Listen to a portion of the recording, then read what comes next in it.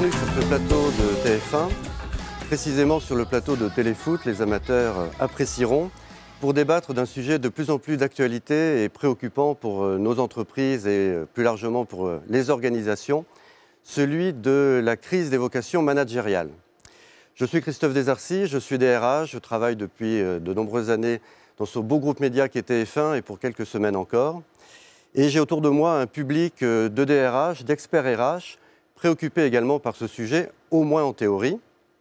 Et pour apporter de la matière à nos échanges, j'ai d'abord le plaisir d'accueillir Michael Hoffman-Hervé, président de HR Consultancy Partners, qui est à l'initiative de cette rencontre, nous y reviendrons dans une seconde, et Dominique Chevalier, qui est en quelque sorte notre experte, celle qui a l'expérience la plus large de cette question, et nous en débattrons dans quelques minutes. Mais d'abord, je voudrais me tourner vers Michael, parce que, Michael, vous avez eu l'intuition que ce thème serait de plus en plus important dans nos organisations. Mais tout d'abord, un mot de HR Consultancy Partners, parce que c'est déjà un gros cabinet, je crois qu'il y a environ 120 consultants. Pourtant, sa notoriété n'est pas encore très forte. Comment vous expliquez ce paradoxe? Oui, ce n'est pas un paradoxe, c'est tout à fait normal. HR Consultancy Partners a été créé donc, en décembre dernier par le groupe Randstad. C'est donc le cabinet de conseil RH du groupe Randstad. Le groupe Randstad est le deuxième acteur mondial de ressources humaines.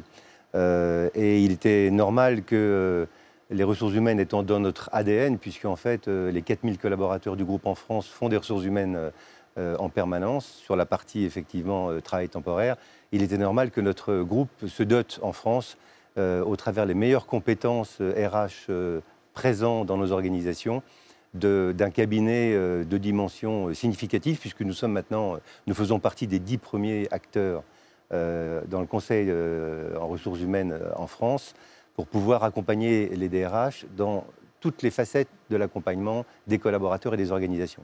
Notre objectif est de proposer du conseil RH intégré. Conseil RH intégré veut dire que nous sommes en capacité, en mesure et en expertise d'accompagner les DRH et les organisations depuis l'arrivée, même l'amont de l'arrivée d'un collaborateur dans l'organisation, jusqu'au moment où il va être amené à penser à sa mobilité interne ou externe. D'accord. Alors justement, le maillage de ce cabinet sur le territoire national vous a fait remonter avec d'autres filiales du groupe Randstad, vous a fait remonter des informations sur justement la difficulté que certaines entreprises ont à former et à promouvoir des managers. Oui. Et vous avez décidé d'aller plus loin à travers une étude dont vous pouvez nous dire quelques mots. Oui, parce qu'en fait, lorsque nous avons pensé la conception du cabinet, nous avons voulu avoir un nouveau regard sur les ressources humaines. Et nous nous sommes dit que les pratiques de conseil en ressources humaines étaient effectivement efficaces et éprouvées, mais qu'il était possible aujourd'hui et qu'il était nécessaire de se positionner dans une dynamique de recherche et de développement et dans une dynamique d'innovation. Et donc, le parti pris que nous avons fait, en travaillant avec des professeurs, des éminents professeurs comme Dominique, qui interviendra dans quelques instants, et des écoles comme Centrale, comme HEC, comme le SCP, le pari que nous avons fait, c'est d'être un observatoire à la fois sociétal et sociologique de l'entreprise pour pouvoir apporter du contenu et réfléchir avec nos clients DRH à des problématiques d'anticipation qui, aujourd'hui, sont au cœur de nos préoccupations. Alors, la thématique de la vocation managériale est une thématique qui, moi, m'a interpellé déjà depuis 2-3 ans, mais qui m'a paru particulièrement significative sur l'année 2014. Nous avons au sein de notre groupe une filiale qui s'appelle Expectra et dont la vocation est de mettre à disposition pour nos clients des collaborateurs possédant des qualifications d'encadrement, c'est-à-dire de l'agent cabinet de recrutement, y compris de manager. De l'agent de maîtrise jusqu'au manager. Et vous savez que l'année 2014 n'a pas été une année particulièrement favorable au recrutement. Et tous les mois, je scanne les chiffres des différentes filiales de notre groupe. Et donc, à la fin de l'année 2014, j'ai constaté que Expectra avait recruté pour ses clients plus de 230 collaborateurs en CDI sur des fonctions managériales. En CDI, donc il y avait probablement au moins la moitié de ce chiffre, à peu près 60 à 70 personnes ayant des responsabilités managériales qui ont été recrutées en CDD.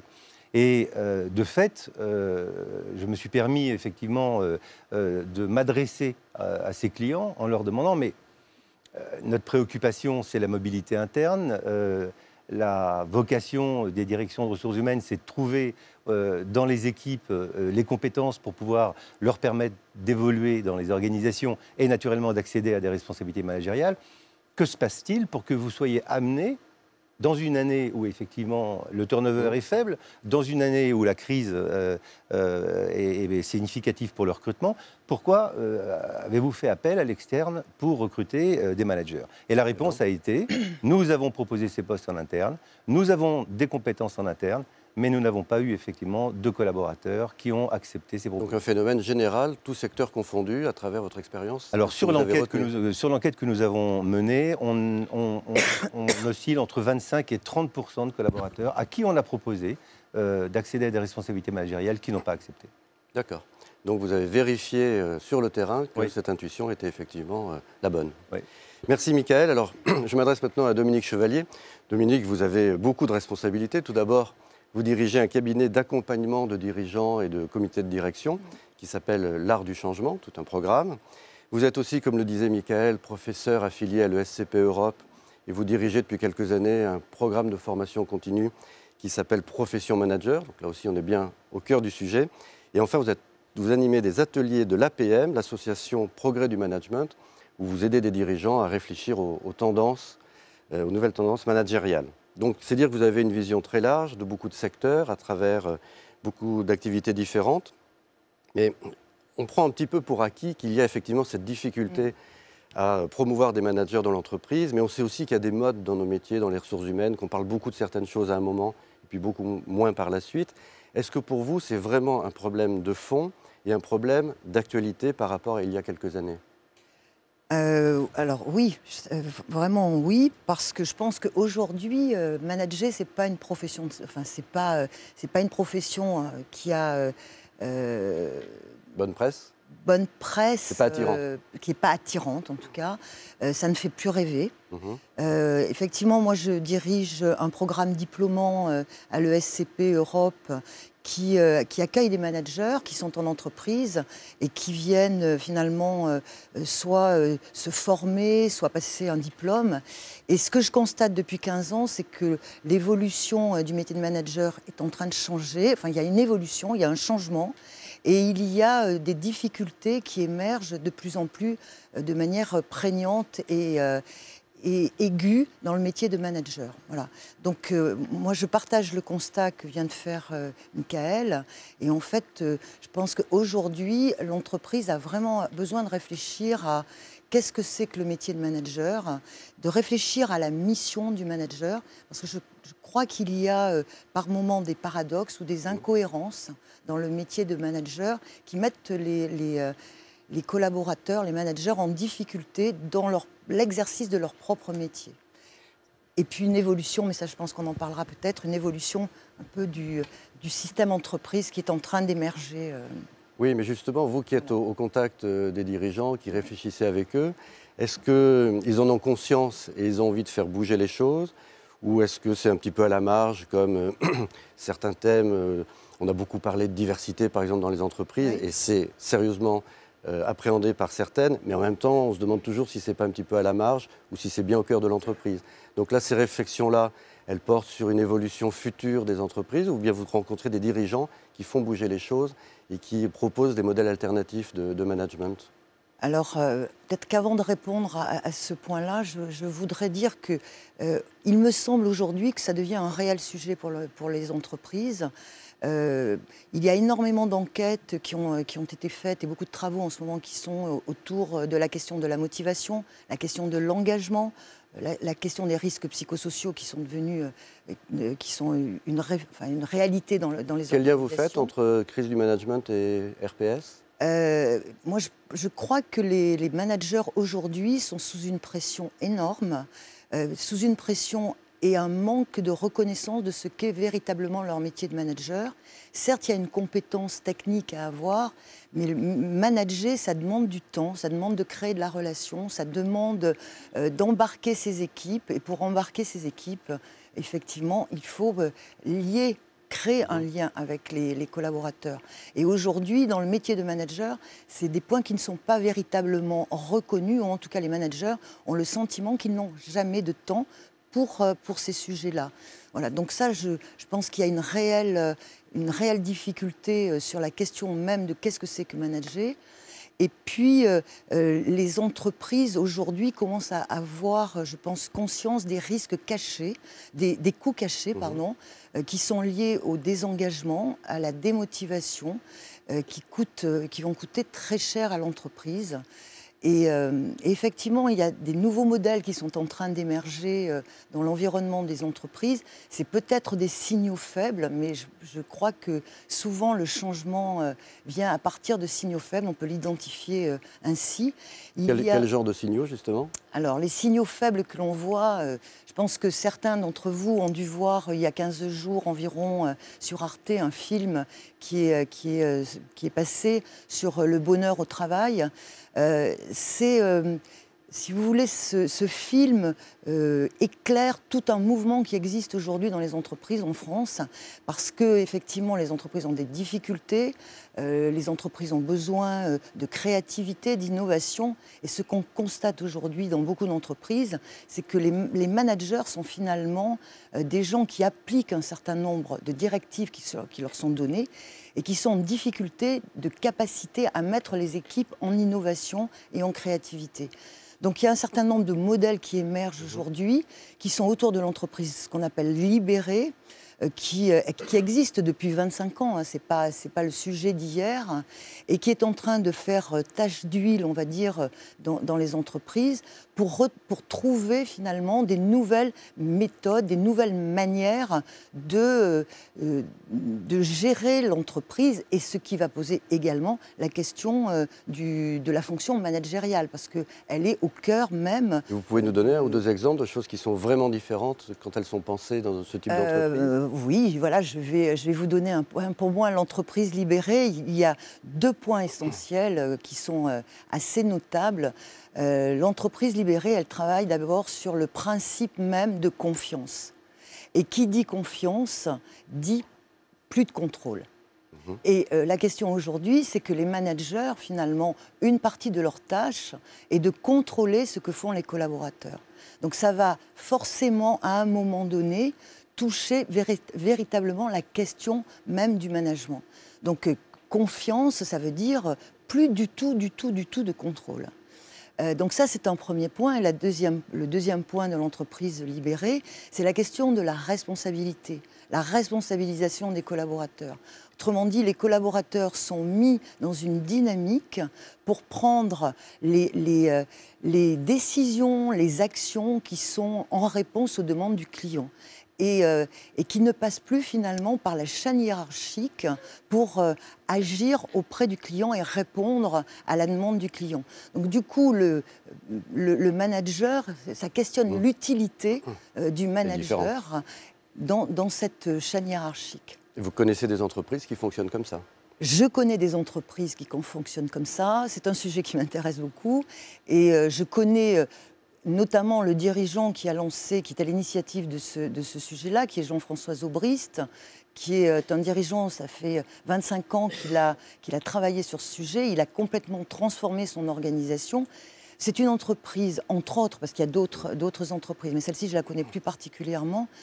C'est une entreprise qui est dans un secteur extrêmement concurrentiel, puisqu'ils sont dans l'automobile, ils sont sous-traitants de l'automobile, ils font des pièces à faible valeur ajoutée.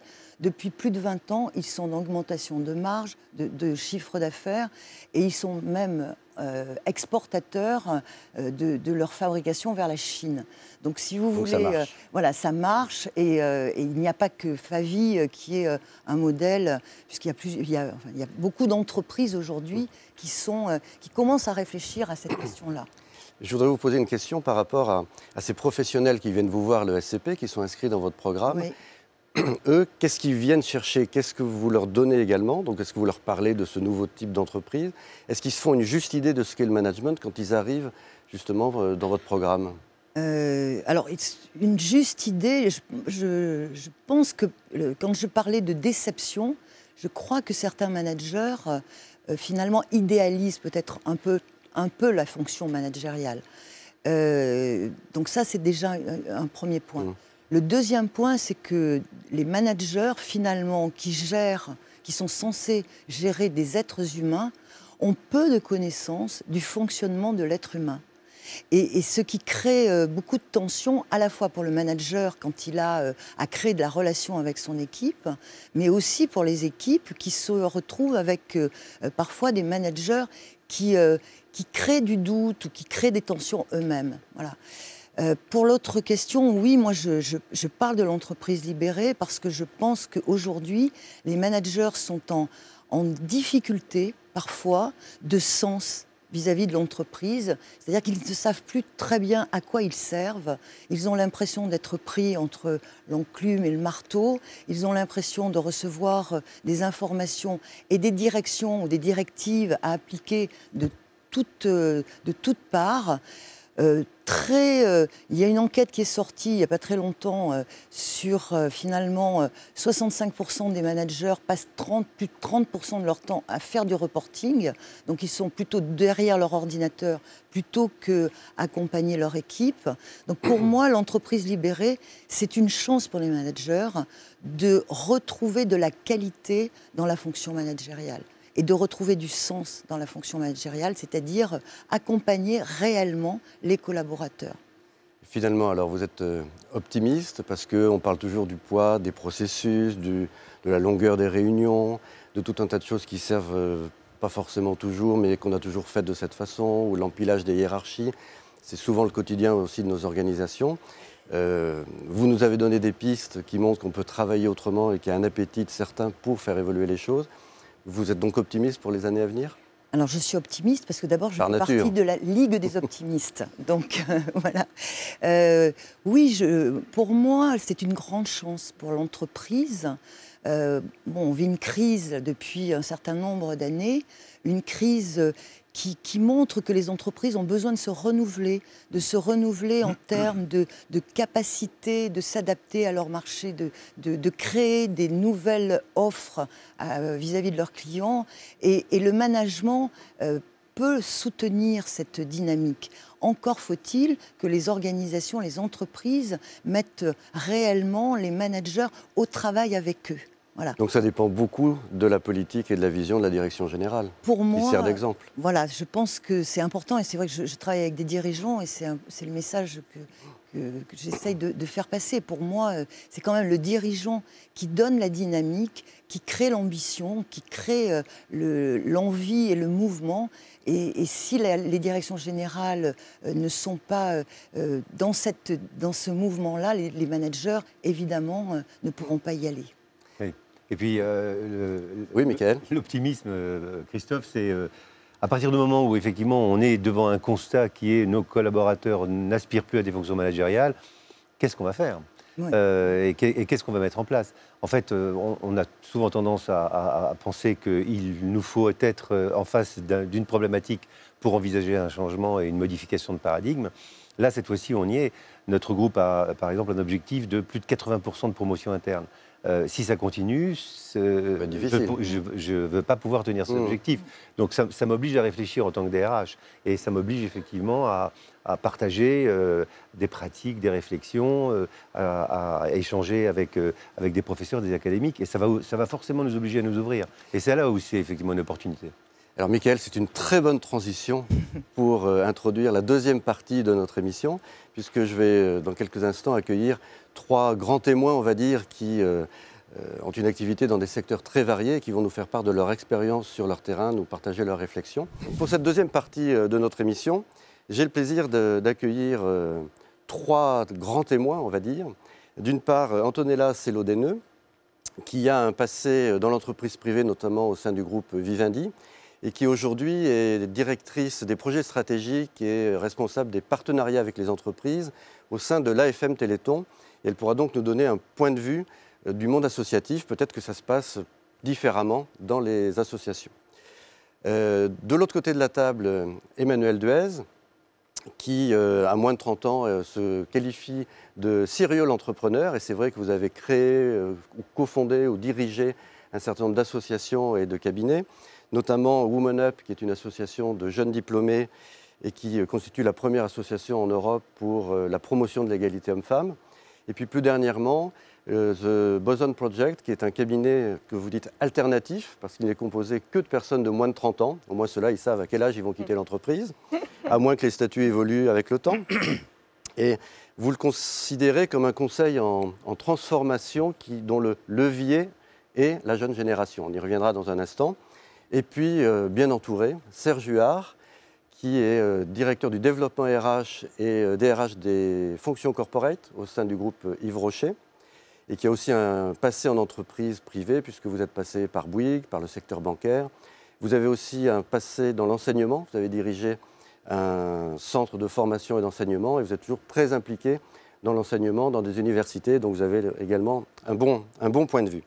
Alors, vous savez que je suis toujours soucieux de promouvoir les minorités, donc comme Serge est minoritaire en face de moi, je vais poser la première question à Serge et lui demander très concrètement si lui, dans sa carrière, a souvent été témoin de ce refus de promotion. Est-ce que vous êtes allé voir des collaborateurs ou avec leurs managers en leur proposant une évolution vers le management et vous êtes revenu bredouille? Alors je dirais, peut-être par esprit un peu de provocation, puis pour ouvrir le débat, oui bien sûr, mais peut-être pas assez. Je dirais au fond que je ne suis pas certain qu'il faille s'inquiéter tant que cela, que, même s'il faut s'interroger sur les raisons qui conduisent des salariés ou des cadres à ne pas vouloir prendre des fonctions de manager, mais on peut s'inquiéter sur le point de savoir si certains d'entre eux, qui sont aujourd'hui en situation de responsabilité d'encadrement, n'auraient peut-être mieux fait de ne pas accepter les propositions qui leur avaient été faites. Parce que du coup, c'est une manière de dire aussi que le déroulement des carrières telles que les entreprises les ont très largement proposées dans le passé, passait toujours par l'idée qu'on devait être promu. Et être promu, ça voulait dire élargir son territoire, agrandir le nombre de people, comme on dit dans le langage globish des DRH, etc. Bon, et je ne suis pas certain, puisque vous avez vu que j'ai des cheveux blancs et que je suis plutôt dans la dernière ligne droite de ma vie professionnelle, j'ai vu beaucoup d'erreurs dans les nominations auxquelles j'ai pu assister dans ma vie. En revanche, ce qui est vrai aujourd'hui, c'est qu'on a affaire à une nouvelle génération qui peut-être est plus cash dans la manière de vivre et de dire les choses. Et vous avez eu la gentillesse de dire que j'enseignais un peu également. Ça fait effectivement un peu plus de 30 ans que j'enseigne. La philosophie du management et une certaine vision de la personne humaine, ce que disait Dominique tout à l'heure me paraissait important. Il faut arriver vers des problèmes compliqués avec quelques idées simples. Pourquoi est-ce qu'on accepte une proposition de devenir manager? Parce qu'on s'en sent la capacité, ou qu'on croit qu'on l'a, parce qu'on en a le désir, c'est une espèce de mouvement intérieur qui vous habite, et puis à un moment venu, parce qu'on le décide, on accepte la proposition. On peut s'arrêter avant, on peut avoir l'aptitude, on peut en avoir le désir, et si on est velléitaire, on n'accepte pas de franchir le pas. On a vraiment le choix en entreprise de refuser d'avancer? Je crois qu'on l'a toujours davantage, parce que quand vous allez voir ou votre big boss, ou votre DRH, ou les deux de façon convergente, et qui perçoivent que vous n'en avez pas tellement envie, je pense que s'ils sont un petit peu câblés et raisonnables, ils hésitent à promouvoir quelqu'un qu'on n'a vraiment pas envie. Après, il faut creuser le point, et ce sont des cas singuliers. Mais il faut quand même du courage de la part du collaborateur pour dire non, vous avez pensé à moi, mais je préfère rester là où je suis, comme l'ont dit certains dans la vidéo d'ailleurs. Je pense, mais c'est ce qu'on rencontre plus souvent qu'avant, et c'est là où il y a un changement. Mais pourquoi ça ne fait pas rêver aujourd'hui? Si vous voulez, il faudrait qu'on ait le temps, il faudrait 2 heures pour examiner les enjeux sociologiques, sociétaux, éthiques, et puis aussi les comportements d'aujourd'hui, le regard qu'on porte sur l'autorité, dans la famille, sur tous les enjeux. Donc je pense qu'aujourd'hui, là aussi, ayant des idées simples, manager, ça consiste à mettre les gens en situation de bien faire ce qui est attendu d'eux. Aujourd'hui, un manager qui refuse une promotion, c'est qu'au fond, le système ne lui donne pas intérêt à le faire. ne suscite pas son désir. Voilà. Alors, on va creuser effectivement tout à l'heure les raisons de ce désamour. Antonella, vous m'avez dit tout à l'heure que dans votre carrière, vous vous êtes posé la question vous-même d'accepter ou de refuser une promotion. Vous vous souvenez dans quel état d'esprit vous étiez à ce moment-là? Oui, complètement. Donc, c'était du temps que j'étais chez SFR et j'aime bien ce que vient de dire Serge sur le fait de... Vous avez posé la question, est-ce qu'on peut accepter ou refuser de faire carrière? Je pense que c'est beaucoup plus facile pour une femme de dire non. Ah oui? Pour un homme, ce n'est pas possible. Parce que là, je pense qu'il est grillé dans sa boîte à vie. Malheureusement, puisque les grands managers, les grands patrons sont souvent des hommes. Et donc, ils raisonnent de la même façon. Ceci étant, moi, j'ai eu plus le stade entre dire je passe cadre dirigeant, est-ce que je franchis le pas ou pas? On se pose, oui, des questions en se disant mais qu'est-ce qu'on va y gagner? Qu'est-ce qu'on va y gagner? Pourquoi faire? Finalement, je me plais dans mon job, je suis quand même manager. Pourquoi prendre plus de responsabilités? Puisque effectivement, le manager aujourd'hui, malheureusement, et je pense que les DRH devraient agir pour que ce ne soit pas comme ça, doivent faire papa-maman, y compris des ressources humaines. On demande tout aux managers, alors qu'il y a des supports dans les entreprises qui doivent être les alliés des managers et sur lesquels ils peuvent se reposer. Or, on perd de plus en plus cette fonction-là. Donc moi, à titre personnel, quand on m'a posé la question, ça devait être... Je suis un peu il y a quelques années. vieille, il y a quelques années. Évidemment, je me suis dit, j'y vois... Alors, je vais dire aussi des choses basiques. Quand on franchit un cap, aussi, on a le côté congé qui change, le côté disponibilité vis-à-vis de sa famille, donc le rapport... voilà, on a plein de choses qui sont plus des contraintes, qui vont venir alourdir notre besace, finalement, pour... Est-ce qu'on aura la reconnaissance? On n'en est pas sûr. Est-ce que disait Dominique tout à l'heure est très vrai? La confiance, est-ce qu'elle est là? La responsabilité, on va nous la confier de toute façon. Et surtout, il y a une chose qui est très difficile, c'est le droit à l'erreur. Voilà.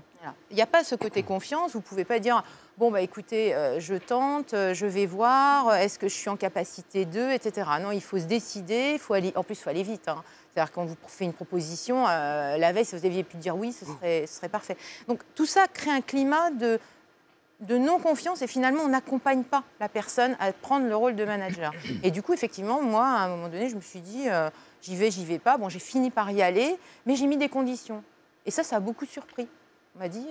voilà, ça revient à ce que disait Serge, il faut avoir le courage, la personnalité pour le faire. Voilà, et c'est pas donné à tout le monde. Et avec le recul, parce que je sais que par ailleurs, dans des périodes de votre vie, vous avez été indépendante, vous avez eu des missions dans votre propre cabinet, donc on l'a vu aussi dans la vidéo, une autre façon d'avoir un rapport à l'entreprise. Finalement, manager, indépendant... moi, je trouve que la liberté, la confiance qu'on a en soi-même et le fait de pouvoir faire comme on veut, quand on veut, c'est l'idéal. C'est l'idéal et effectivement, on est mieux seul que mal accompagné. Maintenant, dans les entreprises, il ne faut pas non plus noircir tout le tableau. Il y a de très bons patrons, de très bons managers. Et des fois, de très bons DRH. Et de très bons DRH. D'excellents DRH. Je ne vais pas dire le contraire aujourd'hui, sinon je vais me faire lyncher sur scène. Mais ceci étant, il faut quand même effectivement avoir le courage de se poser les questions. Et malheureusement, dans les entreprises, ce qu'on appelle les people review, on repère les high potentiels, comme on dit. On s'aperçoit qu'une fois on les a fait passer en high potentiel, on les a identifiés, on les bouge, 2 ans après, ils ne sont même plus dans la maison. Il y a quand même un vrai problème. Et ça, c'est vraiment incroyable. Donc ça veut dire que non seulement on se trompe, mais en plus, donc, on ne les accompagne pas. Donc voilà. Ils ne trouvent pas qu'on leur a promis. Pas toujours trompés, mais ils sont déçus dans l'entreprise. Non, il ne faut pas généraliser, je suis d'accord. Alors, est-ce que dans le monde associatif, c'est différent? Puisque vous êtes à la FM Téléthon, qui compte, je crois, environ 300 salariés. Un peu plus de 600, plus de 600 chercheurs, etc. Donc oui, sous différents statuts, sans doute. Une grosse association. Voilà, donc c'est une organisation complexe, avec des processus, comme l'entreprise commerciale, mais peut-être un peu différent. Est-ce que l'état d'esprit fait qu'on a plus envie d'être manager? Est-ce que la quête de sens ne se pose même pas? Comment ça se passe? Vous avez dit le mot, hein, y a une force énorme dans une association que j'ai découverte, hein, ça fait pas très longtemps que j'y suis puisque je suis arrivée en septembre, c'est que eux, voilà, ils ont les fondations sont là puisqu'ils sont tous là pour une bonne raison, pour l'intérêt général. Donc déjà, ça met une dynamique différente, très différente. Et puis en plus, il y a les salariés, et puis cette association, entre autres, a plus de 20 000 bénévoles. Donc il y a un contact avec la réalité des choses, la réalité de l'humain qu'on oublie qu'on a. Après, c'est quand même la même chose. On a un DRH qui doit faire son boulot et donc qui doit examiner ce que font les gens, etc. Est-ce qu'on est plus dans un rapport de confiance? Peut-être, peut-être. Et encore, j'en suis pas si sûre aujourd'hui. Mais ça Parce que la nature humaine reste la nature humaine. Exactement. Et finalement, on reproduit, puisque souvent les gens arrivent de tous bords, donc d'entreprises privées aussi, et on a tendance quand même à reproduire les schémas qui nous sont propres. Et c'est vrai que la remise en cause n'est pas évidente. Merci. Alors je me tourne maintenant vers Emmanuel. Emmanuel, on a bien compris que votre combat, c'est de mettre la jeunesse, et en particulier les femmes, au cœur de l'entreprise pour la faire évoluer. Donc, quelque chose me dit que vous allez abonder sur la crise du management. Elle doit se vérifier parmi toutes les organisations que vous croisez. Pourquoi est-ce que les jeunes, en particulier aujourd'hui, ne sont pas attirés par le management comme nous pouvions l'être à une certaine époque? C'était, pour beaucoup d'entre nous, le Graal, la réussite. Effectivement, en fait, à l'issue des 30 missions de conseil qu'on vient de faire ces 2 dernières années, nous, on a observé un phénomène assez récurrent, c'est qu'on rencontre des jeunes collaborateurs qui sont talentueux, qui sont engagés, qui sont des hauts potentiels ou pas d'ailleurs, mais qui n'ont pas envie d'être managers. Ils n'ont pas envie d'être managers et tout à l'heure et à l'instant même, on a parlé de sens, de reconnaissance, de confiance, de courage managérial. Et en fait, ils n'ont pas envie d'être managers, alors ce n'est pas le cas pour tout le monde, mais beaucoup n'ont pas envie parce qu'il y a une vraie crise, je pense, du modèle managérial. Est-ce que ça a encore du sens aujourd'hui d'être manager dans une entreprise? Qu'est-ce que ça veut dire? Et en fait, quand on leur pose la question et qu'on essaye de creuser un peu plus en profondeur ce détournement de la fonction managériale qui effectivement était le Graal pour les générations précédentes, ils nous disent en fait, le mec que je vois au-dessus de moi, c'est pas le mec que j'ai envie de devenir demain. C'est pas celui que j'ai envie de devenir demain. Pourquoi? Parce que, d'abord, le capital humain, c'est très important dans les organisations. Génération Y, génération du pourquoi, génération du sens, qui replace l'individu au cœur de l'intégralité des organisations. Et qui se dit finalement, il y a beaucoup de managers, ou en tout cas de modèles managériaux, qui tentent à oublier que le principal actif des organisations, c'est l'homme. Et deuxième chose, c'est refus du statutaire pour une génération très méritocrate qui dit finalement, est-ce que c'est normal d'avoir le droit d'être manager à titre de récompense parce que ça fait 5 à 10 ans qu'on est dans une entreprise? Ça peut paraître hyper trivial, mais il y a quand même beaucoup d'organisations aujourd'hui où on est manager par la force du temps, indépendamment des qualités humaines qu'on a profondément. Et donc pour une génération qui plébiscite le capital humain, qui est en recherche de sens, qui est très court-termiste dans sa projection dans l'entreprise, qui préfère aller à côté qu'au-dessus, du coup, vous avez un désamour pour la fonction managériale telle qu'elle leur est proposée. Par contre, la bonne nouvelle, c'est que quand on décide de mettre des lunettes roses et non pas des lunettes noires en se disant « attention, c'est la cata, plus personne ne veut devenir manager », on se dit que, en réalité, ce qui est en train de se passer avec ce qu'on appelle les millennials, donc génération Y, génération Z, ça n'est pas un désamour du manager, c'est la revalorisation du rôle de manager. Parce que quand on les interroge de manière assez approfondie, ils disent en fait, la fonction est tellement importante, on ne peut pas laisser ça à n'importe qui, qu'on doit choisir des gens qui sont formés pour ça, qui aiment les hommes et qui, si on tire le fil jusqu'au bout, ne font que ça. Et en cela, je rejoins en fait le propos tenu par Dominique, parce qu'une des caractéristiques d'une entreprise libérée également, c'est de remettre le manager au cœur du système, et c'est de donner au manager finalement la seule fonction de manager, c'est de dire on va recruter des mecs parce qu'ils sont bons, parce qu'ils sont jugés comme étant de bons managers par les collaborateurs d'en dessous, et pas identifiés par le dessus, et dont la seule mission dans l'entreprise va être de faire grandir les hommes d'un point de vue individuel et collectif. Et en cela, effectivement, cette jeune génération, c'est un des leviers qu'on peut actionner pour libérer les entreprises, ou en tout cas leur donner une forme radicalement différente, en remettant le manager au cœur du système. Et je pensais à des entreprises relativement jeunes. Alors je ne pense pas à des startups, parce que là, tout le monde fait un peu tout, il y a une émulation.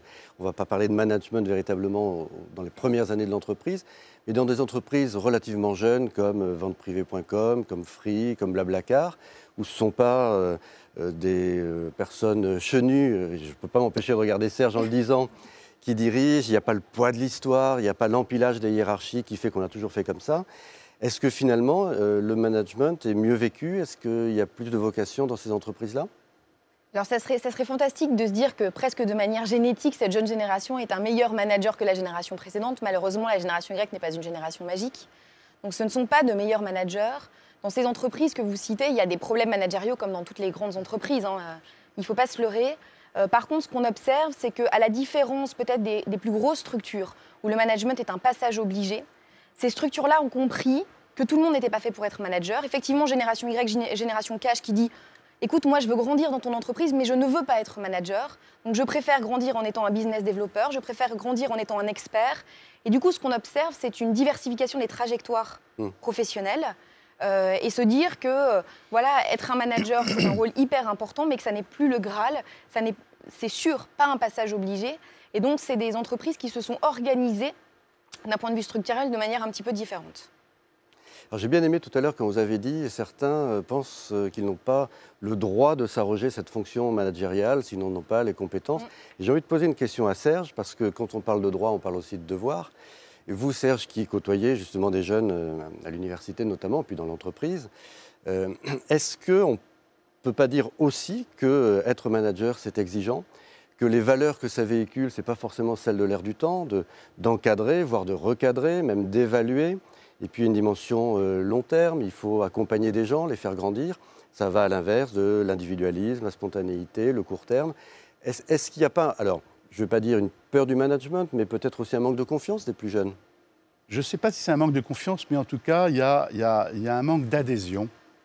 Et il y a un manque de projection. C'est quand même. Enfin, moi, j'aime pas les propos généraux sur la jeunesse parce qu'il n'y a pas une jeunesse, il y a des jeunesses. Comme il n'y a pas des bons et des mauvais managers, il y a les deux et on en a tous croisé. Il y a des tendances sociétales. Dans notre vie, il y a des très bons DRH et les autres ne sont qu'excellents. Voilà. Non, très franchement, je pense que. Je vais peut-être dire des banalités, mais je crois que c'est très profondément vrai aujourd'hui. C'est-à-dire qu'il y a vraiment une crise de l'autorité, de la représentation de l'autorité, et on demande de plus en plus à l'entreprise. C'est-à-dire qu'un des paradoxes, c'est là où, avec Antonella, je suis à la fois bien en phase dans l'analyse qu'elle a faite et un peu plus en distance dans ce que j'ai compris d'une solution éventuelle, c'est que moi, je crains que l'entreprise ne puisse pas être à la fois le lieu d'épanouissement personnel, de la réalisation d'une vocation, de l'incarnation d'un destin, là où on gagne sa croûte, mais aussi un hôpital avec une dimension psychologique, voire psychiatrique dans les cas les plus pathologiques, car on en a tous. Avec papa, maman, les câlins. Enfin, voilà. Moi, je suis absolument impressionné. Moi qui suis un père de famille, un grand-père, j'ai été éducateur, professeur toute ma vie, je suis impressionné par tout ce qui est aujourd'hui attendu de l'entreprise, qui n'en peut plus, qui croule sous le poids de la charge. Et c'est une des choses, notamment, ce n'est pas la seule, il y a un multifaisceau bien sûr, mais qui fait que c'est de plus en plus complexe d'être manager, et pas simplement en raison des reportings, et en raison des comptes rendus, en raison des ordres qu'on reçoit d'ici ou là.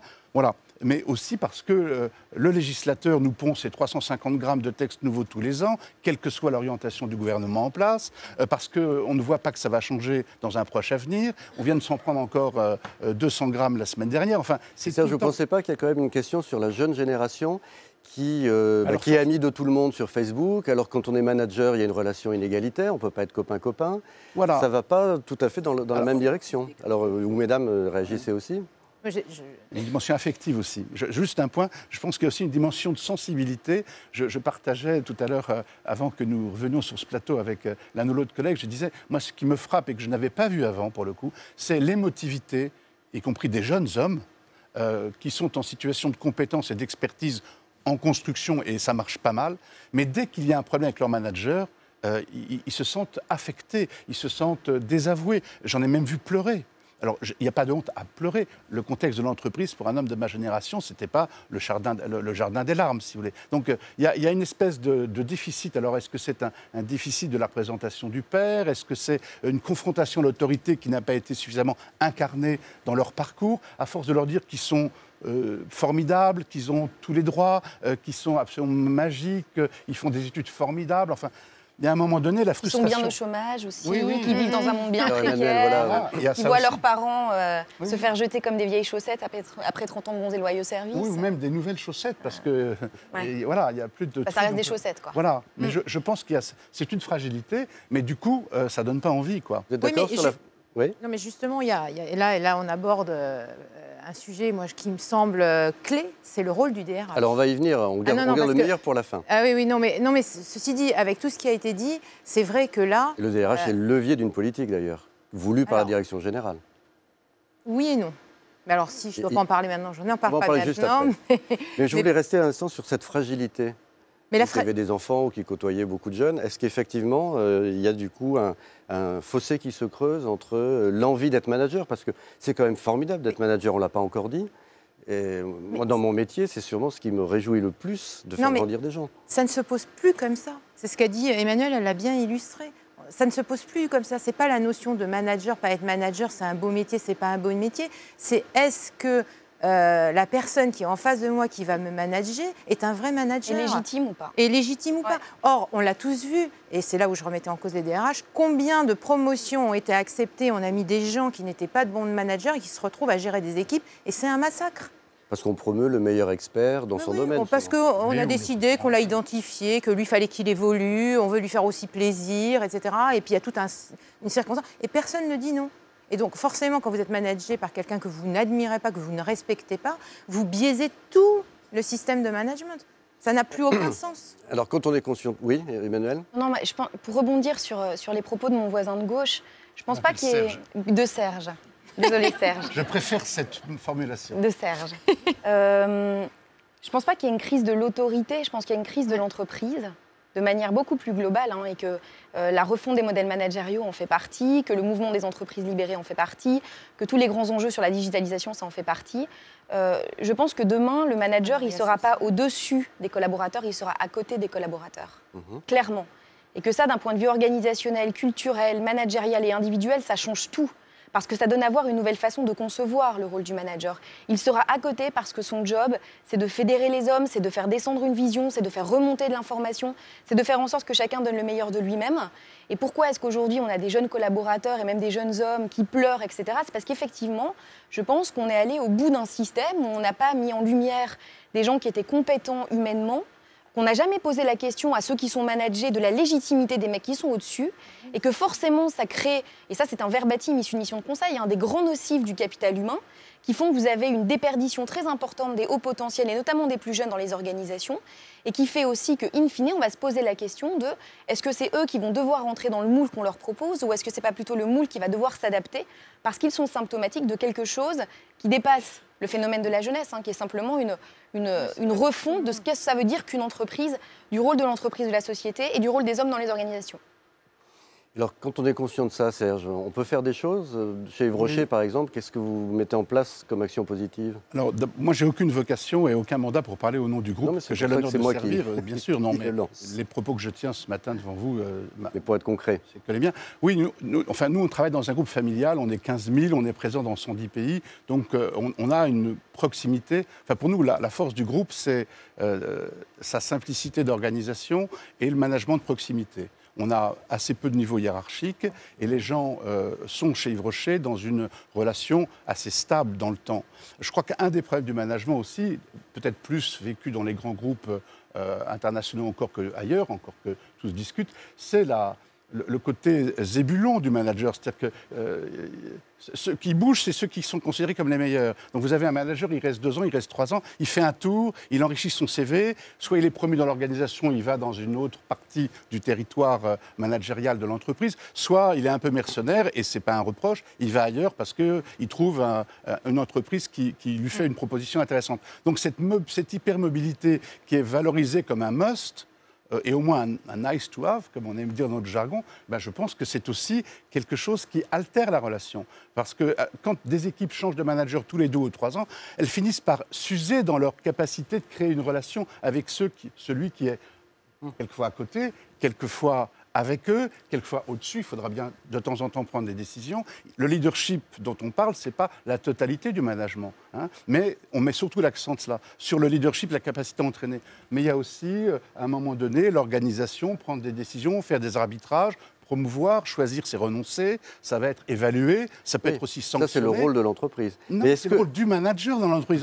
Mais justement, est-ce que vous les musclez ? Est-ce que vous leur apprenez tout ça ? Parce qu'on on voit que dans les écoles dites de management, puisque c'est maintenant le nom des écoles de commerce, apparemment, ça ne doit pas être 100% réussi. Donc, qu'est-ce que vous faites, vous, l'entreprise, à qui on demande encore beaucoup de choses, pour qu'ils voient l'aspect positif, qu'ils soient capables. Alors nous, on fait des people reviews tous les 2 ans et on s'interdit de parler des hauts potentiels. Là où je partage vraiment ce qui a été dit, j'ai assez de cheveux blancs pour savoir que tous ceux qui sont sur la liste du haut potentiel, quand ils savent qu'ils y sont, se prennent un peu le melon.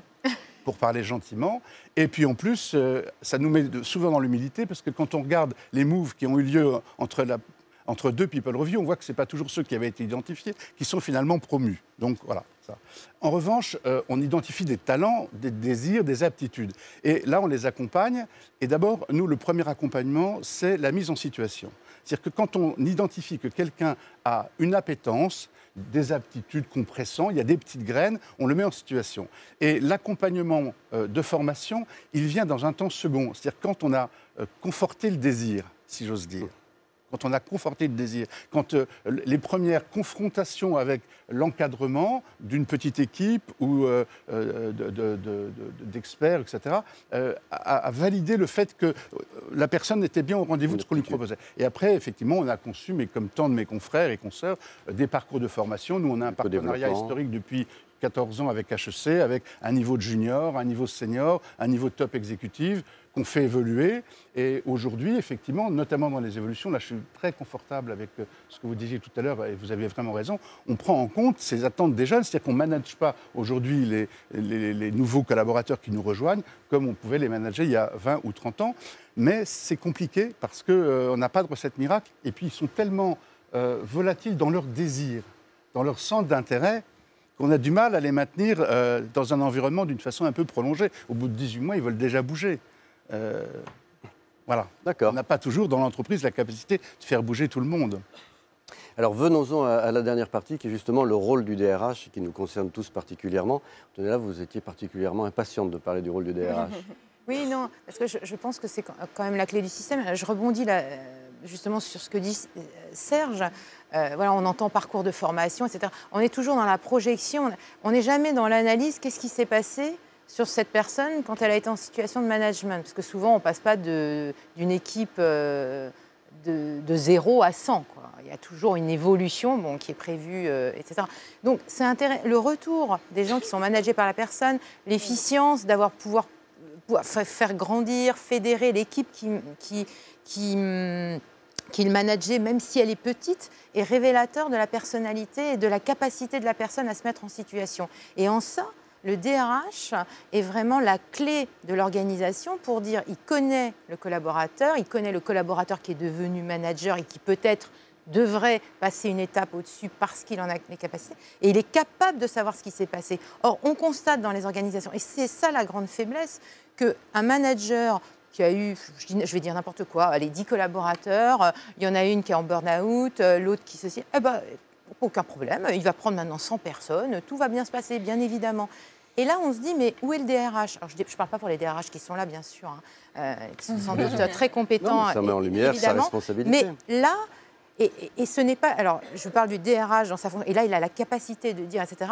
Encore faut-il, et c'est là sans doute, le DRH est aussi un manager, le DRH doit aussi être courageux, le DRH doit aussi avoir son mot à dire, qui ne se laisse pas étouffer par une direction, un président qui, justement, là aussi, le DRH doit savoir dire non à son président et doit donner sa dème s'il n'est pas conforme avec ce qu'il ressent et ce qui est son métier de DRH, qui est de s'occuper des hommes et de faire que les hommes se sentent bien et s'épanouissent, en tous les cas sans être papa, maman et tout ça, mais au moins avancent dans l'entreprise vers l'objectif atteint. Bon, voilà un message fort de la part de quelqu'un qui n'est pas DRH. Non. Je ne suis pas Emmanuel, les jeunes et le DRH, ce n'est pas toujours évident. Ils attendent quelque chose à propos de notre problématique du DRH? Moi, je voulais partager 3 choses sur le sujet du DRH. Le premier, c'est que pour moi, un DRH, c'est avant tout un leader dans l'entreprise. On a mené une grande enquête sur cette jeune génération, notamment à l'international. Il y a 3 qualificatifs qui sont revenus de ce qu'attend cette jeune génération d'un leader. Donc, comme il y a plein de DRH dans la salle, je le donne. Ils attendent de l'empathie, de la transparence et de la fragilité. La fragilité étant, finalement, la capacité à montrer ses failles et donc à être transparent et être cohérent entre ce qu'on est, ses valeurs, sa personnalité, ce qu'on va impulser dans l'entreprise, ce qu'on montre, la politique qui est mise en place. Donc ça, c'était le premier point. Le deuxième point, c'est que nous, dans nos missions de conseil en transformation, où finalement, on essaye de renverser la pyramide et de dire si cette jeune génération est porteuse d'une nouvelle façon de concevoir l'entreprise, alors à quoi est-ce que ça ressemble? On se rend compte que notre premier frein, les gens qui sont les plus réticents au changement, ce sont les DRH.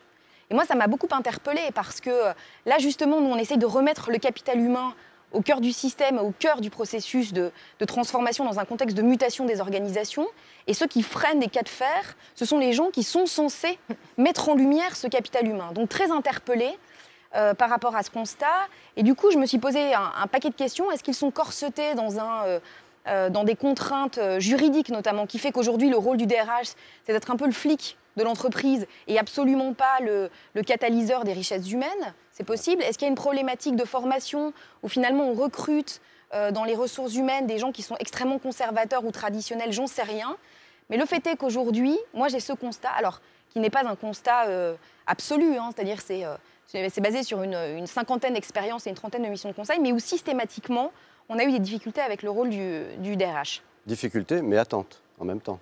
Exactement. Et puis mon troisième point, c'était, pour faire un petit peu de prospective RH, que si on fait un gros panorama de l'évolution des métiers, il y a quelques années, on avait l'âge d'or de l'expert, on a eu ensuite l'âge d'or du manager de projet. Aujourd'hui, on parle beaucoup des intrapreneurs, des entrepreneurs dans l'entreprise. Et en cela, votre micro-trottoir était très symptomatique, parce que beaucoup d'entre eux disaient, mais en fait, moi, je vais être mon propre patron, soit c'est ce à quoi j'aspire, soit je le suis déjà. On a réalisé une grande enquête sur 3200 jeunes de moins de 20 ans, en leur demandant quelle est ta vision de l'entreprise. Alors c'est terrible, elle est cruelle, injuste pour la majorité d'entre eux, très bien. Et comment tu te projettes demain dans l'entreprise, ou en tout cas dans le monde du travail au sens large? Ils se projettent comme étant leur propre patron à plus de 50%. Et qu'est-ce que ça veut dire? Ça veut dire que si on se dit que c'est effectivement une tendance lourde de société, il n'y a pas que moi qui le dis, que demain, ça ne sera plus une entreprise qui fera l'honneur à un collaborateur de lui donner un job, mais un collaborateur qui mettra au profit de l'entreprise, d'une ou plusieurs entreprises d'ailleurs, ses compétences et son talent. Demain, on sera dans un changement de paradigme radical, puisqu'on aura plein de collaborateurs qui seront des entrepreneurs de leur propre vie professionnelle, de leur propre formation, et qui vont donc tisser des liens avec différentes organisations.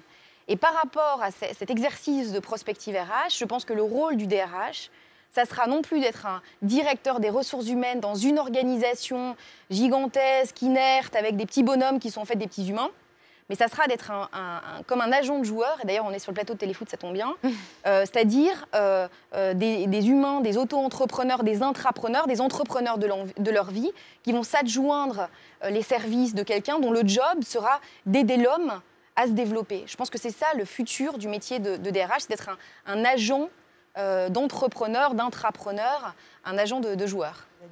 D'accord. Alors, dans quelques instants, je passerai la parole au public et vous pourrez réagir aux propos de nos trois invités. Mais je vous laisse vous préparer pendant que Serge, justement... Oui, alors, j'aimerais, il faudrait du temps, j'aurais aimé réagir 10 ou 12 fois sur les propos d'Emmanuel. Alors, en 2 minutes, Serge. En 2 minutes. Moi, je suis DRH depuis 34 ans. C'est le plus beau métier du monde, en tout cas, c'était le meilleur que je pouvais faire. Je suis tout à fait d'accord avec vous qu'il faille, pour chacun d'entre nous, être empathique, qu'il faille être transparent, autant que c'est possible. Mais je ne suis pas payé pour montrer mes fragilités, madame. Je suis là pour montrer que je suis authentique. Je trouve qu'il y a assez de fragilité dans l'entreprise pour pas que j'y rajoute les miennes. Et en tout cas, on ne comptera pas sur moi pour me répandre sur mes propres fragilités. Ça ne veut pas dire que je n'en ai pas. Mais je ne suis pas à ce point exhibitionniste que je pense que ceux auxquels je suis envoyé et missionné par mon patron et par l'entreprise pour être à leur service, à leur côté, pour porter des problématiques difficiles, je ne vais pas leur montrer mes fragilités. J'ai le droit d'avoir des confidences liées à des amitiés professionnelles, mais ce qu'on attend de moi quand on vient me voir, c'est que j'aide à être un peu plus fort en sortant de mon bureau que quand on y est rentré. En tout cas, c'est la conception que j'ai et j'espère que je l'aurai jusqu'au bout. Le plus difficile aujourd'hui, c'est d'attendre. Donc ça va changer puisque 75% des futurs DRH seront des femmes. Donc ça va forcément s'améliorer. Je le crois, sincèrement. Regardez, en formation, moi j'enseigne depuis 8 ans en Master RH, 70 à 80% de mes étudiants sont des jeunes femmes. Pourquoi ça serait mieux avec des femmes? Je pense que ça va mettre sans doute tout ce lien, cette relation à l'autorité, à l'empathie, à une forme d'authenticité, qui peut-être a été un peu défaillante dans des postures où on joue des rôles, etc. Je pense qu'il y a peut-être... Les dames n'ont pas l'air de votre avis, Serge. En tout cas, moi, je constate que c'est la fonction dans l'entreprise qui est la plus féminisée. Déjà maintenant. Hein. Déjà maintenant. Et pas attendu les études. Voilà, donc je pense que il suffit d'attendre un peu, mais nous nous soignons chaque jour davantage. Mais moi, ne comptez pas sur moi pour le voyeurisme et l'exhibition. Juste deux choses. Pour moi, fragilité et faiblesse, ce sont deux trucs radicalement différents. Et sur le sujet des femmes, c'est loin d'être une bonne nouvelle, parce que les métiers qui sont féminisés sont des métiers qui sont dévalorisés. Et troisième point... Pas quand ils sont animés par des gens... Je ne suis pas certaine qu'il y ait des sujets de leadership féminin versus masculin où les femmes seraient plus empathiques que les hommes. Je pense que c'est... ça, pour le coup, c'est très personnel, mais ça ferait encore je ne suis pas certaine non plus que ça soit une bonne nouvelle. Je pense que ça ne fonctionne pas pareil complètement. D'ailleurs, la preuve... Tant mieux. Tant mieux, c'est ça la force d'une entreprise. Et peut-être que dans les fragilités, par exemple, on peut s'entendre sur les mots, c'est parfois, nous, des RH, devons reconnaître nos erreurs, on en fait, ce qui donne le droit à l'erreur. Ça, c'est pas une fragilité, c'est perçu par le posture d'authenticité. Oui, mais c'est pas facile à reconnaître aussi. Je peux donner un exemple très concret. Je ne sais pas si vous avez regardé le Téléthon cette année, pour tous les cas, pour ceux qui l'ont regardé. Notre présidente s'appelle Laurence Thiénot-Aimant. C'est une dame d'une abnégation, d'un courage et qui gère l'association d'une main de fer, vraiment.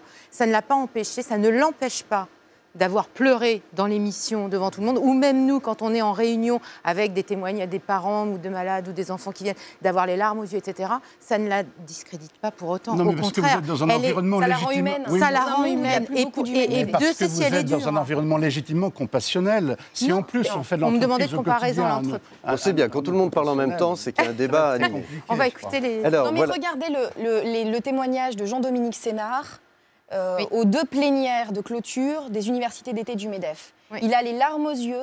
C'est probablement un des leaders les plus charismatiques et fantastiques qu'on ait aujourd'hui en France. Et c'est quelqu'un qui montre de manière éminente sa fragilité et qui l'assume. Et je pense qu'il est d'autant plus légitime parce qu'il le fait. En tout cas, pour notre génération, c'est extrêmement valorisé. Pour la nôtre. Alors, je vous propose qu'on demande au public de participer sur ces derniers points ou sur d'autres. Quelles questions aimeriez-vous poser pour prolonger le débat à tous nos invités, y compris Dominique et Mickaël, bien sûr. Il y a des micros sur chaque gradin. Qui commence? Monsieur. Monsieur, où est le micro? Le micro arrive. Si vous voulez bien vous présenter en un mot. Et puis poser votre question. Je suis donc Gérard Matancio, directeur de la transformation à ERDF. Merci pour ces échanges passionnants. Une question sans doute naïve. Est-ce que cette crise du management, ce désamour du management, c'est un problème franco-français ou est-ce un problème qui touche bien d'autres pays? Dominique peut peut-être répondre à cette question. Oui, alors le micro est... Est-ce qu'il y a un modèle mais oui, pardon, excusez-moi, j'ai mon micro. C'est difficile, enfin, pour vous répondre, c'est difficile, mais c'est vrai que je crois qu'en France, c'est particulièrement vrai, notamment parce qu'il y a un sujet qui a été traité par Philippe Diribarne, par exemple, sur la logique de l'honneur, qui met en éclairage qu'en France, on est très installé dans la question du devoir, dans la question du travail bien fait, dans la question du respect de la hiérarchie, dans la question de l'avancement au mérite, qui est percuté par le monde actuel, la vitesse, qui demande de faire un certain nombre du travail plus vite, avec moins de perfection ou avec plus d'erreurs possibles. Les jeunes générations aussi qui arrivent dans le marché français, qui sont plutôt inscrits sur le modèle anglo-saxon, qui est un modèle de contrat, c'est-à-dire que les jeunes générations, ils arrivent dans les organisations et ils font bien leur travail, mais pas plus que leur travail. Donc ils sont inscrits dans la question du contrat. Et donc je crois qu'aujourd'hui, ces 2 modèles en fait qui se percutent et qui font que les managers qui sont un peu plus jeunes générations se retrouvent en grande difficulté parce qu'ils sont également percutés par cette conception du monde du travail qui est complètement différente. Complément, Serge? Oui, moi je travaille dans un groupe qui est présent dans 110 pays. Donc la dimension interculturelle du management, on essaie de la vivre d'une façon humble et pragmatique. On découvre quand on va conquérir un nouveau marché ou quand on rachète une entreprise qui est présente dans un pays où nous n'étions pas présents, on n'arrive pas avec nos volontés de projeter nos modèles, on écoute, on observe, etc. Et pour faire simple, autant je constate qu'il y a effectivement des comportements qui sont très colorés sur le plan culturel, qui peuvent conduire à des postures un peu différentes, autant sur la question précise qui était celle de notre débat aujourd'hui, est-ce que c'est difficile de trouver des managers? Je peux vous dire que c'est aussi difficile de trouver des managers en Scandinavie, en Russie, en Asie, au Brésil, aux États-Unis, au Canada qu'en France. C'est mon expérience d'homme de terrain, mais je reconnais que je ne suis pas au terme de ma vie professionnelle. Michael. Christophe, moi j'aimerais juste rajouter qu'en fait, les entreprises dans lesquelles on a trouvé la plus forte problématique sur le sujet sont les entreprises qui étaient inscrites sur un modèle managérial de légitimité métier. C'est-à-dire qu'en fait, un modèle managérial où traditionnellement, on prenait le meilleur professionnel pour lui proposer une responsabilité managériale en partant du principe qu'il allait être légitime. Et cette caractéristique, en fait, aujourd'hui, notamment par rapport à ce que disait Emmanuel tout à l'heure, percute complètement la légitimité qu'on attend d'un manager dans l'organisation. Je n'attends plus que mon manager connaisse mieux que moi mon métier. J'en connais beaucoup plus que lui, probablement sur un certain nombre d'autres. Et c'est pour ça précisément que je pense avoir été recruté et je pense avoir apporté ma valeur ajoutée. Et donc, je ne vois pas pourquoi on attendrait ça ou j'aurais à reconnaître ça chez mon patron. Il y a cette caractéristique dans ces entreprises-là. Parce que on a constaté que dans les entreprises où on partait du principe que le management étant un métier, on pouvait se permettre d'être légitime en manageant des gens dont on ne connaissait pas le métier, partant du principe qu'on connaissait son métier de manager, on rencontrait beaucoup moins la problématique dont on parle ce matin. À condition qu'on ait une forte culture managériale dans l'entreprise et qui soit portée au plus haut niveau. Ouais. Parce qu'au fond, le déficit dont souffre le manager, c'est la confiance en lui-même par rapport à l'organisation. Vous vous engagez davantage dans un mode de fonctionnement où vous assumez votre comportement de manager avec les risques qu'il implique et la fragilité dans laquelle il vous met. Alors ça, c'est autre chose que lorsque vous savez que vous allez être porté, supporté, accompagné et pas simplement jugé. Vous voyez, ça demande une maturité dans l'entreprise, y compris les collaborateurs reconnaissent que le patron n'est pas celui qui est le plus fort dans le domaine de la direction. Voilà. Je ne suis pas tout à fait d'accord, parce que moi, je l'ai vécu pour le coup chez SFR. Et franchement, quand je suis arrivée chez SFR, c'était une start-up de 300-400 personnes. Hein, donc, j'ai grandi effectivement avec l'entreprise. Et moi, j'ai changé de métier comme de chemise parce que c'était ce qui me plaisait, de me remettre en cause, etc. Et du coup, j'ai encadré des équipes IT, des équipes qualité, qui finalement ne me reconnaissaient pas pour mon expertise, puisque j'étais nulle dans leur matière. J'arrivais, je débarquais en tant que manager et je ne connaissais rien. Quand j'ai été directrice production logistique, même la paye, je crois, c'est dire s'ils ont pris des risques au début. Donc, ils ont pris pas mal de risques, hein, parce que quand même les collaborateurs, il faut qu'ils soient payés. Donc c'est sûr que là, c'est vraiment le rôle de manager qui prime. Après, forcément... Mais la culture de l'entreprise te portait à ça. Oui, mais moi, dès le début, ils ne me connaissaient pas forcément, parce que j'ai grandi avec eux. Donc quand j'ai changé de métier dès le début. Hein. J'étais directrice IT, je suis passée tout de suite directrice production logistique. Donc, et ça avait grossi d'un coup. Et les collaborateurs, il fallait qu'ils me reconnaissent en tant que manager d'abord. Après, ils ont accepté de m'aider, de m'entourer. Je m'appuyais sur eux. Je reviens sur la confiance, la responsabilité. Je suis moins bonne que toi. À toi de me dire comment il faut faire dans ce domaine-là. C'est ton domaine. Moi, je peux t'aider à aller voir les gens, à t'en cours. Voilà. Et là, on est dans un positionnement vraiment de manager. Et je trouve que c'est vraiment un métier. Et après, on peut acquérir de l'expérience ou de l'expertise sur un sujet, mais c'est vraiment un métier. Et moi, je l'ai vécu comme ça, en tous les cas. D'accord. Une autre question ? Oui, moi, j'ai une question. Hélène Jonot, direction de la culture et l'innovation chez AXA. Vous parlez du manager depuis le début de l'émission. Est-ce que vous faites une différence entre le manager d'en bas, le manager d'en haut, cadre dirigeant, manager de proximité? Et une autre question, est-ce qu'à votre avis, il y a des compétences différentes, que je sois manager opérationnel ou manager de projet ou manager d'expert? Moi, je peux prendre la suite, puisque ça correspond exactement à ce que je viens de dire, c'est que non à toutes les questions, c'est-à-dire que le manager, à partir du moment où il est manager, qu'il est middle manager, cadre ou cadre dirigeant, les compétences, il les a ou il les a pas. L'appétence, parce qu'il n'y a pas que les compétences, hein, l'appétence, le goût de l'humain, et ça je reviens, ce qui ne sont pas des critères peut-être très qu'on ne peut peut-être pas objectiver, hein, c'est beaucoup plus difficile, il y a un côté subjectif. Il faut qu'il ait, à tout niveau, qu'il ait une équipe de 2, de 1 même, ou une équipe de 100. Il doit avoir cette appétence. Avec le goût de la provocation qui me caractérise un peu, c'est que je pense que plus on monte dans l'exercice du niveau de responsabilité, moins les compétences techniques sont nécessaires.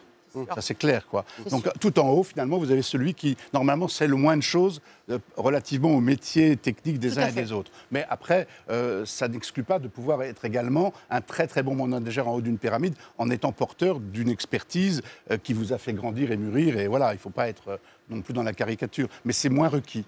En revanche, je ne pense pas que le style managérial soit forcément toujours le même à tous les niveaux. Le manager de proximité qui est proche de l'exécution, de la production, vous voyez, par exemple, chez nous, il y a encore des usines. Hein, moi, je ne travaille pas que dans le virtuel. On fabrique des savons, on fabrique des parfums, on fabrique du gel douche, on fabrique du make-up, on fabrique des rouges à lèvres. Bon, eh bien, il y a de la production, il y a de la qualité, il y a la recherche du zéro défaut.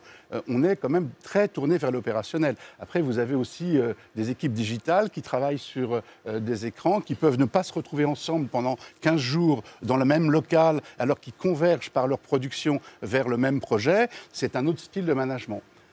Un point quand même sur lequel je voudrais quand même attirer l'attention, moi je suis personnellement extrêmement sceptique sur la pérennité humaine, la validité, la pertinence humaine du management à distance. Quand vous avez des groupes internationaux de grande taille, avec des équipes qui sont totalement éclatées géographiquement et où vous ne voyez physiquement votre patron qu'en conf call ou en vidéo internationale 3 fois par mois et que vous le voyez physiquement 2 fois, dans la durée, là aussi c'est mon expérience, sur 10 ans, ça fait de la casse.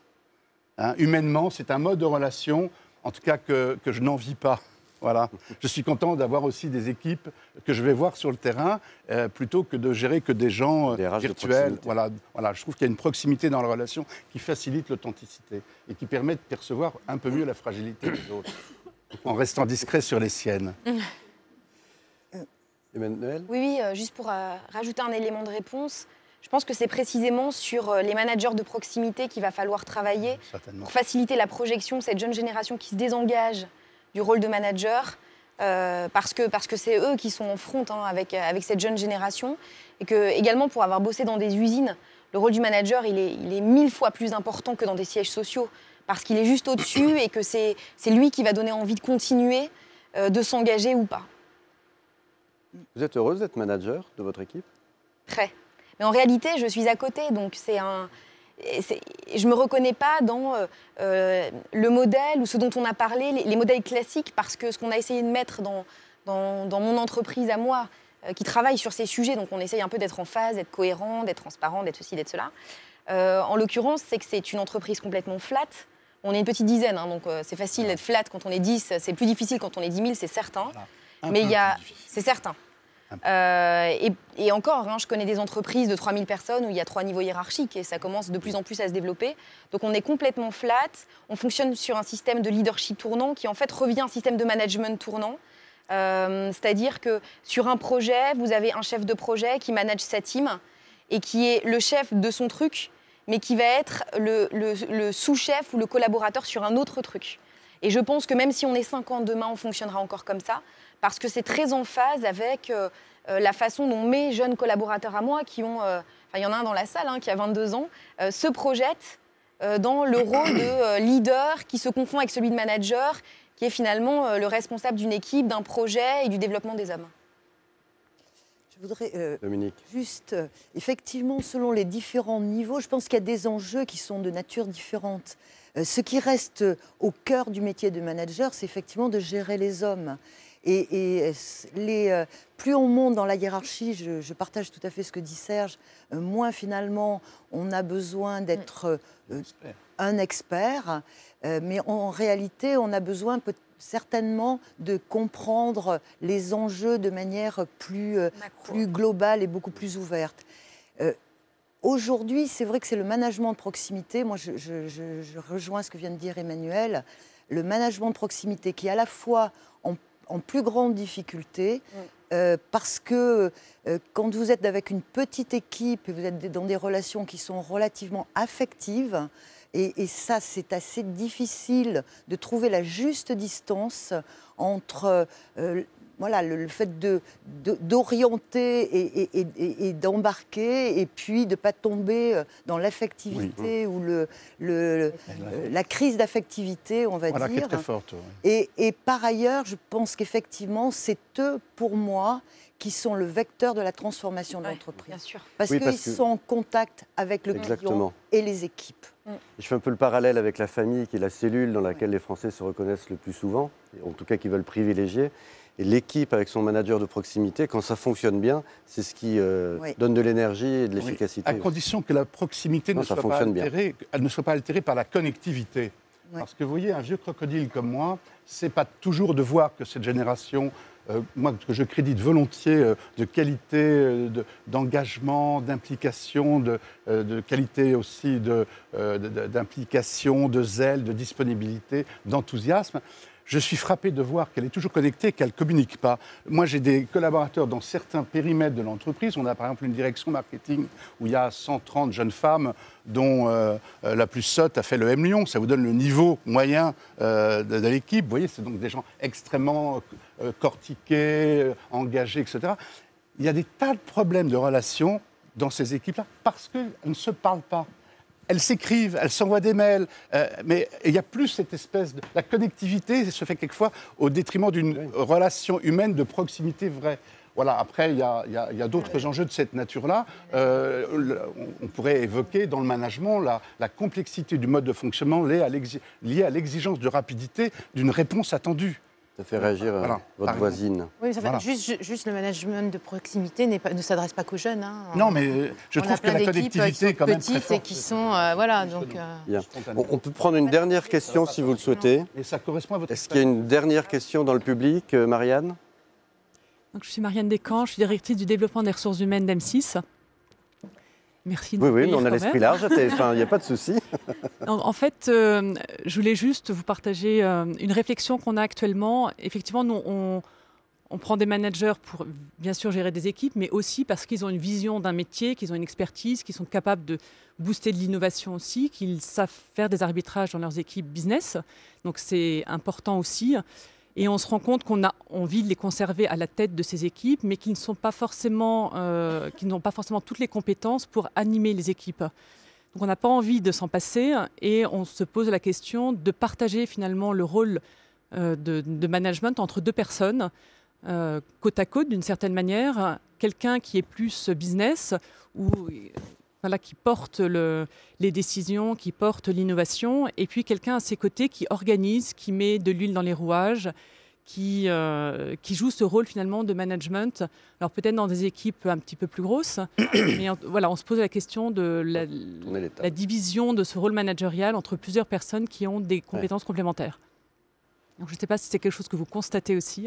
Il faudrait le faire en tout cas à titre expérimental, parce que c'est un modèle très innovant, un peu décalé, peut-être qu'il peut porter des fruits, peut-être qu'il est davantage intégrable dans un domaine de culture d'entreprise comme la vôtre, où l'expertise quand même demeure quelque chose, un enjeu important dans les équipes, visiblement. Je ne sais pas répondre généralement. Faites l'expérience, soyons pragmatiques, ne disons pas a priori que ça ne peut pas marcher. Habituellement, on dit, vous voyez, il y a une phrase qui vient je crois, du Mali, qui dit qu'il n'y a pas de place pour deux crocodiles dans le même marigot. Donc vous verrez bien, si en mettant deux chefs avec des rôles distincts sur des mêmes enjeux, vous aurez une fécondité dans la durée ou pas. Bon, mais ça peut être intéressant dans certains environnements, pourquoi pas? Moi, je pense que ça peut fonctionner. Nous, c'est ce qu'on met en place dans notre entreprise et ça marche hyper bien. Et en fait, je ferai un parallèle avec ce qu'on appelle le shared leadership.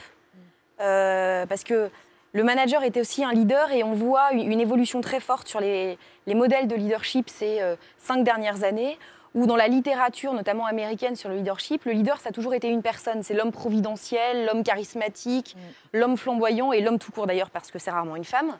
Et en l'occurrence, avec ces nouveaux modèles organisationnels, avec cette nouvelle génération, avec ces nouveaux leaders qui ont moins de 40 ans, qui ont des boîtes qui fonctionnent de manière un peu différente, on se rend compte que le leader n'est plus un, mais il est plusieurs. On parle donc de shared leadership, de cohorte de leaders. Et je pense que si ça marche à la tête de l'entreprise, alors, a fortiori, ça devrait marcher à l'échelle managériale. Et je trouve que c'est une super idée. Alors, une toute dernière question. Je crois qu'il y a une dame derrière moi qui veut poser une question et je vous demanderai une ou deux réponses très courtes. Oui, Marguerite Michelot, donc je suis dans la RH d'IBM. Ma question, c'est est-ce qu'un des éléments aussi de la désaffection managériale, ce ne serait pas que l'on demande aux managers, et notamment aux managers de proximité, de plus en plus de faire de la gestion de la performance. Et quand je dis gestion de la performance, c'est que les entreprises confrontées à plus de productivité, etc., ont à recruter de nouveaux talents et donc doivent aussi faire partir les moins performants de leur équipe. Et donc il y a cette contrainte qui pèse sur eux et qui fait que c'est un métier qui change. Et qu'on parle tout le temps de relations avec des collaborateurs, d'amour, voilà, c'est pas que ça. Et c'est un élément qui est extrêmement difficile à gérer pour les managers et qui doit s'apprendre pour ne pas faire trop de casse aussi. Ça revient un peu à ce que je disais au début, c'est qu'on demande aux managers de tout faire. Serge l'a illustré aussi. Effectivement, le manager, son rôle, c'est d'amener une équipe, de l'amener à avoir les plus grandes performances, que ça marche, que ça matche et qu'on avance ensemble et que tout se passe bien. Quand il y a effectivement un collaborateur avec qui ça ne se passe pas bien ou en tous les cas qui se révèle qu'il y a une problématique, il doit être relayé. Il doit être relayé par les RH, justement, par les ressources humaines. C'est eux qui ont cette compétence de savoir comment accompagner le collaborateur vers la sortie. Or là, effectivement, il y a une confusion des genres. C'est souvent au manager, on dit, bon, allez, tu fais ton dossier, là, qu'est-ce que tu peux nous mettre? Non, là, on donne un rôle au manager qui n'est pas le sien. Et effectivement, je fais court, c'est pas possible. Pour répondre de façon brève, c'est de plus en plus difficile d'être manager au fur et à mesure qu'on lui demande des choses de plus en plus difficiles à faire. Et deuxièmement, moi je réagirais quand même sur votre interpellation, que je trouve très légitime. Ce n'est pas la demande de performance qui est négative en elle-même, c'est quel est le sens de la performance qu'on demande. C'est un peu différent. Parce qu'une entreprise qui n'aurait pas une attente de performance quelque part, comme disent les jeunes, ça ne serait plus une entreprise. On est sur un autre paradigme d'organisation. Mais une entreprise, elle a pour objectif d'être performante. Après, quel est son sens? Quel est le degré d'exigence ça implique? Est-ce que c'est légitime? Qui en profite? Comment se partagent les richesses, les succès, les difficultés, etc. Ça, c'est... Je vois que c'est une parole consensuelle, donc nous allons rester sur celle-ci. Et je vais proposer à Michael Hoffmann-Hervé de se rapprocher de moi pour conclure cette émission. Je vous remercie beaucoup à tous d'y avoir participé, tous nos intervenants, toutes les personnes présentes dans le public. Je remercie aussi les équipes de HR Consultancy Partners. Vous dites peut-être HRPC, parce que c'est un... Des fois. HRCP, il faut que ça rentre aussi. Les équipes aussi de TF1 Event de Stéphane Rive, les équipes techniques de Luc de Guillage, notre réalisateur. On a fait beaucoup travailler les caméramans avec des plans très très différents grâce aux interventions de tout le monde.